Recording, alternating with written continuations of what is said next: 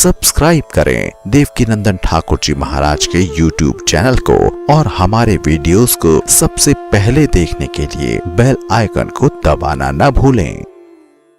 गजानन भूत गणाधिसेवतम कपित जम्बू फलचारुभक्षणम उमासुतं शोकविनाशकारकं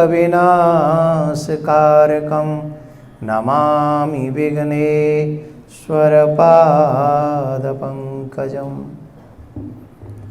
गणेश उत्सव भारतीयों को यूँ तो प्रत्यक्ष सभी देवी देवता प्राप्त हैं और कभी जन्माष्टमी के रूप में, कभी राधाष्टमी के रूप में, कभी गणेश उत्सव के रूप में, कभी नवरात्रों के रूप में अनेक अनेक देवी देवताओं का महोत्सव मनाने का सौभाग्य हम सब भारतीयों को प्राप्त होता है।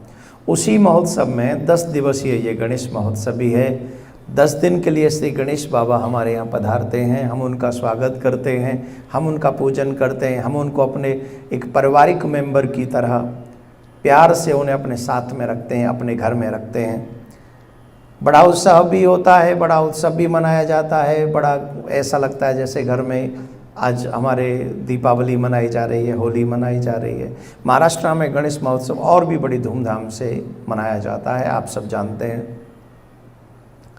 लेकिन एक दिन वो प्रतिक्रिया भी प्रारंभ होती है कि एक दिन गणेश जी आते हैं और एक दिन गणेश जी जाते हैं, जिसको हम गणेश विसर्जन महोत्सव कहते हैं। अब विसर्जन शब्द ही एक ऐसा है जो कि हमारे यहाँ तो भगवान को लाया जाता है, छोड़ा नहीं जाता है, पर फिर भी ये उत्सव मनाया जाता है। तो गणेश भगवान को अपने घर में लाने के बाद में विदा कैसे करना चाहिए, उन्हें उसकी विधि क्या है, वो विधि हम अल्प में आपको समझाने की कोशिश करते हैं। एक बहुत प्यारा सा पट्टा लेना चाहिए। पट्टा समझ गए, पाटा कई जगह बोलते हैं, लकड़ी का वो एक होता है, वो लेना चाहिए। उसमें थोड़ा सा गंगा जल छिड़कना चाहिए जिससे वो पाटा जो है वो पवित्र हो। फिर वहाँ पर लाल, पीला या गुलाबी एक वस्त्र उसमें बिछाना चाहिए। फिर चारों दिशाओं में वहाँ पुष्प और अक्षत बिछा देने चाहिए। उस पाटा पे हमारे ब्रज में कहते हैं सांतिया बनाना चाहिए, हैं? हाँ, तो वो बनाना चाहिए और उसको बनाने के बाद में जहाँ पर श्री गणेश जी विराजमान हैं वहाँ से लेकर इस पाटा पर उनको विराजमान करना चाहिए। और जिस समय श्री गणेश जी महाराज जा रहे हों, चारों दिशाओं में सुपारी हो उस पाटा पे और अन्न इत्यादि की पोटलियाँ बनानी चाहिए जो गणेश जी महाराज के उस पाटा पे रखी जाएं। पंचमेवा भी हमें वहाँ रखनी चाहिए। जो पंचमेवा एक पोटली बनाकर उस पाटा पे रख देनी चाहिए जो गणेश जी के साथ में जाने वाली है। इस हमें ठीक वैसी तैयारी करनी चाहिए जैसे हमारे पूर्व समय में कुछ लोग घर के बाहर जाते थे। आजकल के लोगों को तो होटल का खाना बहुत पसंद है ना, तो आजकल तो घर से पैक करके चलते नहीं हैं, बाहर से वो सब खा लेंगे बोले करते हैं। पहले ऐसा नहीं था, पहले बाहर के खाने को बड़ा अपवित्र मानते थे, बाहर का खाना नहीं खाते थे। हमारे ब्रज में तो आज भी ऐसे लोग हैं कि घर के बाहर का भोजन नहीं करते हैं, चाहे भूखे रह जाएं, व्रत रह जाएं, 2 दिन रह जाएं, भोजन नहीं करते।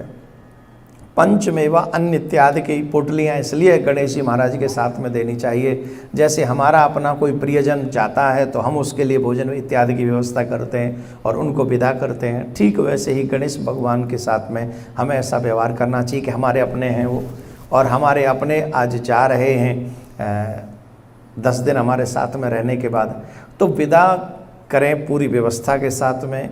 और जब वहाँ किसी नदी, कोई आध्यात्मिक नदी इत्यादि के पास में जाकर उनका विसर्जन करें तो विसर्जन से पहले कपूर की, धूप की, दीपक, घी के दीपक से उनकी आरती करनी चाहिए। फिर 10 दिन के लिए क्षमा याचना मांगनी चाहिए कि अगर हमसे कोई अपराध हुआ हो तो हमें क्षमा करना, हम तो कुछ भी नहीं जानते हैं, हम नासमझ लोग हैं और फिर भी आपके हैं, आप हमें स्वीकार करें, हमें अस्वीकार न करें। हमारी जो भी गलतियां हुई हों उन्हें क्षमा करना, लेकिन अगले वर्ष फिर तुम जरूर आना गणेश बापा, गणपति बापा। तो प्रार्थना ये करके उनको विदा करना चाहिए कि अगली वर्ष फिर आइएगा। हमारे ये पूरा परिवार, पूरी फैमिली आपके आने का इंतज़ार करेगी। और ऐसी क्षमा याचना करने के बाद में गणेश जी को कई लोग मैंने देखा है ऊपर से ही छोड़ देते हैं नदी में, ऐसा नहीं। अगर या आप अपना कहते हो तो बड़े प्यार से धीरे धीरे धीरे धीरे उनको जल, एक तरीके से कहेंगे जल समाधि देनी चाहिए। और एक और चीज़ मैं यहाँ पर बता दूँ, केमिकल युक्त गणेश जी की छवि आप जल में न डालें। पहले समय में गणेश जी की जो छवि थी सिर्फ मिट्टी से बनती थी, और मिट्टी से बनने का मतलब ये होता था कि मिट्टी जल में मिल जाती थी तो उससे जो पर्यावरण है उसको कोई नुकसान नहीं होता था। आजकल की समस्या यह है कि हम केमिकल युक्त गणेश जी की छवि बनाते हैं, तो एक से एक बड़ी बड़ी छवियां बनाते हैं, पंडाल सजाते हैं, एक दूसरे को दिखाते कि तुमसे बड़े हमारे गणेश जी। अरे गणेश जी तो बाबा भोलेनाथ के बच्चे ही हैं, तो हमें बड़ा दिखाने की ज़रूरत नहीं, श्रद्धा बड़ी रखनी चाहिए। आपको ये भी ध्यान रखना है हमको गणेश विसर्जन से पहले कि हमारे गणेश जी, वैसे अब तो विसर्जन का ही समय है, ये बात नेक्स्ट ईयर शायद आपके काम आ जाए, कि हमें गणेश जी मिट्टी के ही बनवाने चाहिए, जिससे जल को कोई नुकसान ना हो, पर्यावरण को कोई नुकसान ना हो। और मिट्टी के गणेश जी बनने का एक लाभ है कि फिर वो जल के बाहर भी आकर गणेश जी की जो छवि है वो एक विचित्र दृश्य में आपको दर्शन नहीं देती है। आपने कई बार देखा होगा, हम लोग गणेश जी बड़ी लंबी चौड़ी संख्या में प्रवाहित कर देते हैं और आप प्रवाहित करके चले आते हैं, फिर नदी पे, समुद्र के तट पे गणेश ही गणेश, उस स्थिति को आप देखना नहीं चाहते। तो अगर गणेश भगवान को आप प्रेम करते हैं श्रद्धा से, तो केमिकल युक्त गणेश नहीं, और सिर्फ मिट्टी से बने हुए गणेश जी आप लोग अपने घर में लाया करें और उनकी खूब श्रद्धा से महोत्सव मनाया करें। आप सबको गणेश महोत्सव की बहुत बहुत बधाई। और ये जो ज्ञान आपको मिला है इसे ज़्यादा से ज़्यादा लोगों तक पहुंचाया करिए, क्योंकि धीरे धीरे हम सब छोटी छोटी चीज़ें ही सही सीखते हैं, पूरे जीवन भर सीखते हैं। और सबसे बड़ी बात है कि पर्यावरण की भी जिम्मेदारी हमारी ही है। बोलो राधे राधे। जोर से बोलना पड़ेगा और जोर से बोलना पड़ेगा।